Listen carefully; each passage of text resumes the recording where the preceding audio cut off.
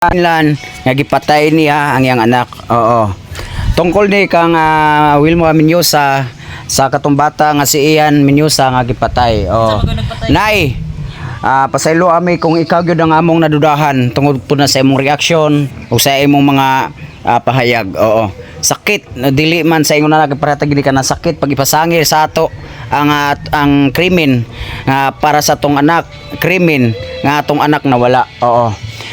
Kung halimbawa na kung may mali man may pag-intention nga dudahan ka namo o mali pud ka, may mali pud ka nay kano kay wa mangud ka magpablatter, wa ka mo dangop sa pulis o sa barangay tapos imong reaksyon parang wala sayo nga bata. Muna mga idol no, sa ilang kay sakit pod para pod sa iya ha nga sigihan nato siya pasangil, sige siya kutsa sa social media. Oo, ato lang po na siya inahinayon pod og kanang am kay kita mga gidikanan man ta sakit good pod.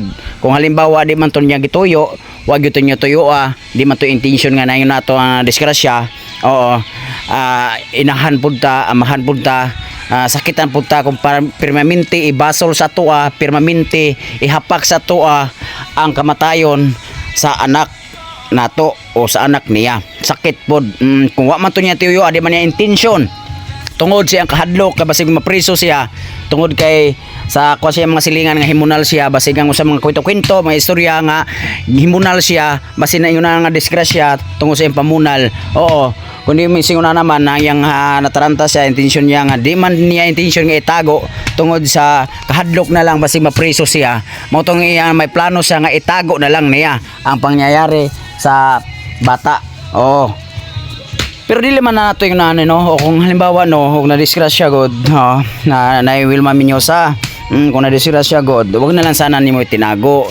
Halimbawa kung talaga gyud, o tama gyud ang hinala namin ng na talagang kayo po ang dahilan nga nawala ang bata. So sana wag lang yun sana itago dahil po alam naman ng otoridad, alam naman po ng investigation, alam naman po ng mga pulis, alam po ng mga tao at netizen na kung hindi sinasadya talaga ang paggawa ng krimen, wala po kami pananagutan kasi sa totoo lang na Wilma Menyosa, hindi po namin yan karapatan, wala po kaming ambag dyan dahil po ikaw po ang nagdala sa siyam bulan sa sinapupunan mo, dinadala-dala mo yan hanggang naluwal mo, hanggang pinalaki mo at ginatas mo, diliman biro ang magpalaki ng anak no, o ganun po ang sistema.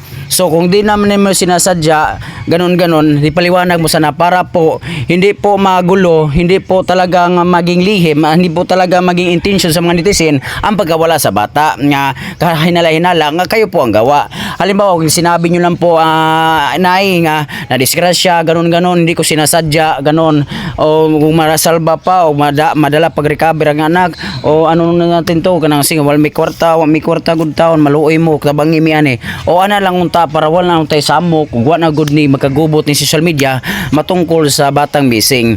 Oo, ana lang yun na no, sa tinuo lang no, o anin na lang huwato na lang yun ang kaso. Kung usa naman sa imong konsensya, kung unsay sul sa imong konsensya ipagawas na nanay Wilma Menyosa, o ipagawas na kung unsay sul sa imong konsensya ipagawas na og unsa gyud og naa ba gyud. Oo, ani na lang unya huwato nang ang saktong investigasyon o sa ebidensya o kanang solid yun nga ebidensya nga kinsa gyud nagbuhat niya na.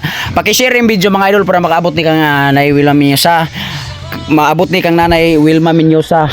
O Wilma Menyosa, pasaylo ami ha nga muna ika nagdudahan na mo, pasaylo ami. Pero wato na lang nato ang sakto nga investigation o kung sa gyud ang kalalabasan ni ani. Munang kami inuulit nami dire mga vlogger o mga netizen, pasaylo ami kung ikaw gyud ang pagdudahan namin.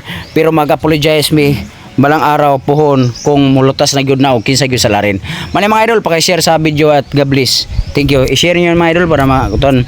Di pud lalim bitaw pasangin lang gyud na ting nani man sakit gyud pud bitaw. Pero tungod po sa atong kaluoy sa bata ato lang nabuhatan na naman ni katungod sa reaction sa inahan nga wag gyud balang wala gyud. Pero maabot lang gyud na dili tayo gyud ato lang nang hunahuna ana pero maabot gyud na siya. Paki-share video mga idol and God bless. Thank you.